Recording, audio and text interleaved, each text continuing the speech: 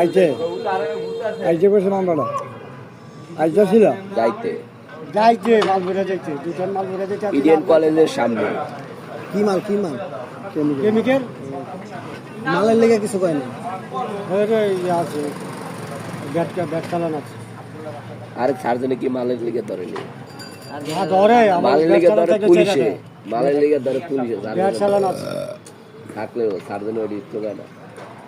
তাহলে গাড়ির ব্যবসা আস্তে আস্তে ধ্বংস হয়ে যেতেছে কি করবো করার কিছু নেই 5,000 টাকা করার কিছু নাই মানে আমগো আন্দোলন করতে হবে বাংলাদেশের 12,500 টাকা লাভ হইব না এত টাকার মামলা দিয়ে দিতেছে 2500 টাকা টাকা 5,000 টাকা এটা কি হইলো এখন সর্বনিম্ন মামলা হলো 3,000 টাকার কম সিট মামলা আগে দিত 200 টাকা জরিমানা দেওয়া যাইতো না সার্জনে দিলে 200 আর হলুদ সার্জনে দিলে 400